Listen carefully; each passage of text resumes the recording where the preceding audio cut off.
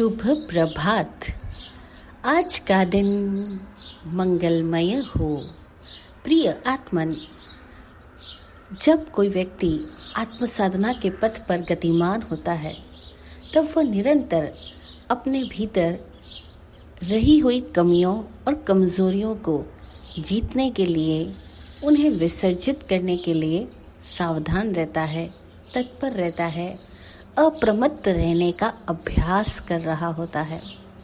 यद्यपि हमसे भूल चूक होती रहती है, फिर भी सतत प्रयास यही रहता है कि हम हर तरह की गलतियों की क्षमा उसी दिन मांग लें, इन सब को आगे लेकर के ना बढ़ें, मन ही मन में किसी प्रकार के राग और द्वेष की ग्रंथियों को ना पनपने दें। इस तरह से हम में से हर एक व्यक्ति अपने दोषों की शुद्धि की साधना करता है, किंतु कई बार वह इन सब साधनाओं को भी एक परिपाटी की तरह रटता हुआ करता चला जाता है और कई बार वह सूत्रों के अर्थों को भी खाली रट लेता है, लेकिन अपने अनुभव के स्तर तक, गहराइयों तक उन्हें लेकर के नहीं जा पाता है। और तब व्यक्ति के भीतर में एक स्प्लिट पर्सनालिटी डेवलप हो जाती है।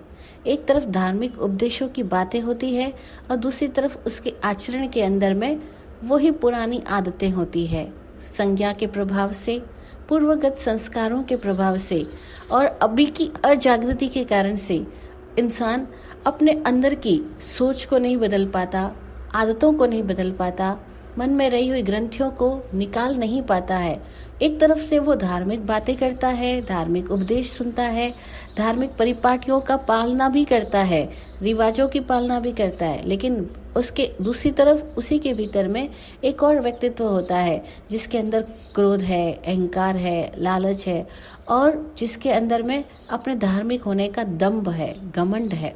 इस तरह से आदमी स्प्लिट पर्सनैलिटी यानी कि टूटी टूटी मानसिकता वाला, टूटे टूटे खंडित व्यक्तित्व वाला बन जाता है और वह व्यक्तित्व वो अपने आप को ही विकृत बना डालता है और वह विकृति कई बीमारियों के रूप में भी पनपती है, भ्रमणाओं के रूप में भी पनपती है और घर परिवार संग समाज के लिए वह कई बार अहितकारी, अकल्याणकारी और बहुत कुछ कलहकारी भी बन जाती है। इसीलिए हमें अपने आप को सादगी से संभालना और जीना सीखना होगा।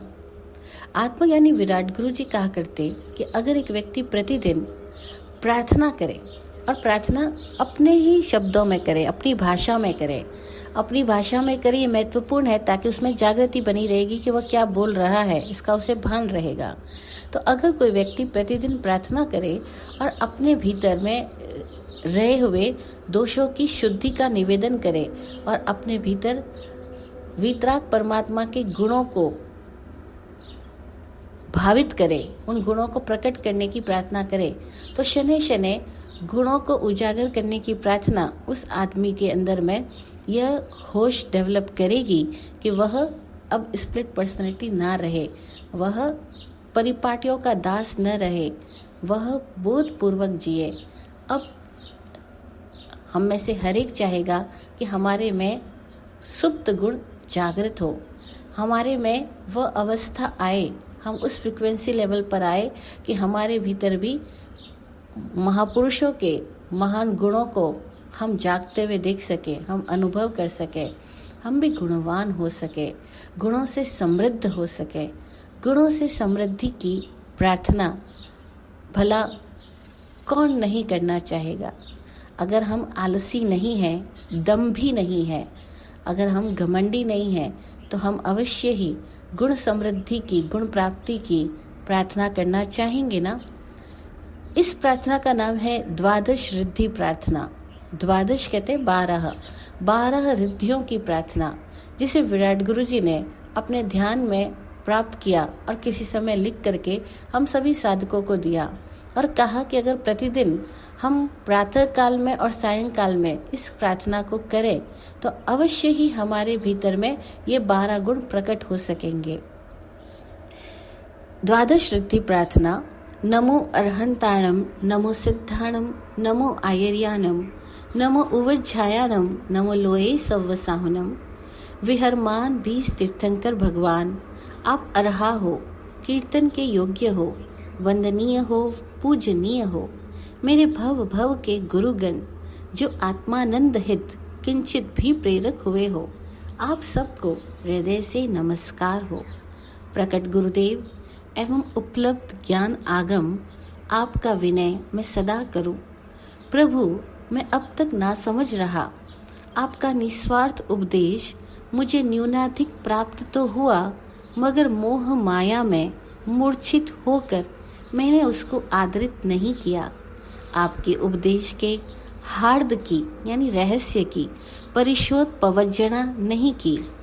परिपाटी वाहन के मनोरंजन में भ्रमित कुएं के पास भी प्यासा ही रहा।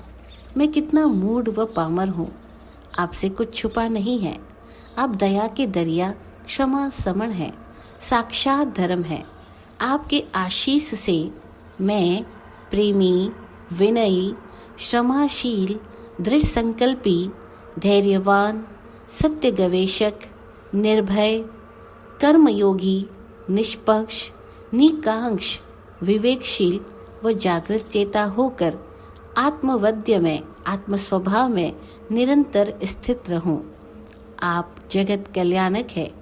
आपके अतिशय प्रभाव की टकोर मेरे चित्त पर सतत रहे। मैं नैतिकता पूर्वक अपने मानव धर्म, गृहस्थ धर्म, साधु धर्म का निर्वाह करता हुआ सर्वथा ऋण मुक्त बनूं। आमीन। अरहत, सिद्ध, साधु व आगम धर्म का शरणा ही सत्य है, चरमोत्तम मंगल है। इसकी मैं पवज्जना करता हूँ, समकित धारण करता हूँ। धर्म की सदा जय हो। शांति, शांति, शांति। यह द्वादश शुद्धि प्रार्थना हम में से प्रत्येक साधक दिन में 1 या 2 बार अवश्य करें।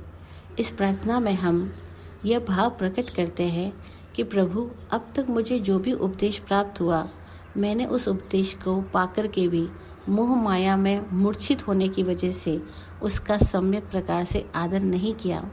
आपके उपदेशों को मैंने सुना, लेकिन उसके रहस्य की खोज नहीं की। उस रहस्य की, उसके ज्ञान में मैं समर्पित नहीं हुआ। मैं परिपाटियों का वहन करता रहा और परिपाटी वहन के मनोरंजन में भ्रमित कुएं के पास भी प्यासा रहा। यानी हे ज्ञानी गुरुदेव, आप मुझे प्रत्यक्ष मिले तब भी मैं प्यासा ही रहा। क्यों? क्योंकि मैंने रिवाज तो पूरे किए, लेकिन अपने अंदर नहीं उतरा, अंतर यात्रा नहीं की।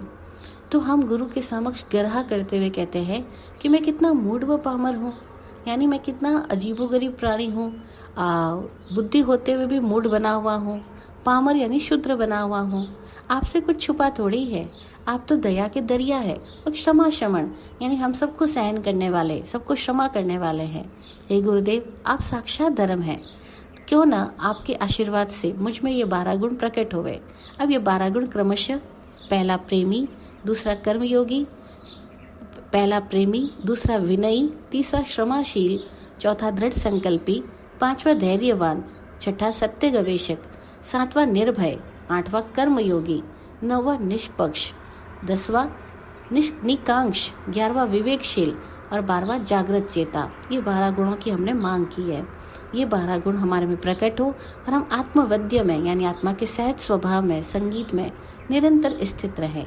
और फिर हमने कहा कि हे गुरुदेव, आपके अतिशय प्रभाव से मेरे चित्त में ऐसी जागृति रहे, ऐसी टकोर रहे कि मैं सतत नैतिकता पूर्वक अपने मानव धर्म का, गृहस्थ धर्म का और अगर आप साधु हो तो साधु धर्म का निर्वहन करते हुए सभी ऋणों से मुक्त बने। और इस तरह से हम 4 मंगल, 4 शरण को स्वीकार करें और अपने भीतर इन गुणों का आह्वान करते जाएं, करते जाएं, करते जाएं। तो ये द्वादश शुद्धि प्रार्थना हमें गुणों से समृद्ध करेगी। और जो गुणवान है वही वस्तुतः धनवान है, वही वस्तुतः समृद्ध हो सकता है और आनंद को उपलब्ध होता है, स्वतंत्रता को उपलब्ध होता है।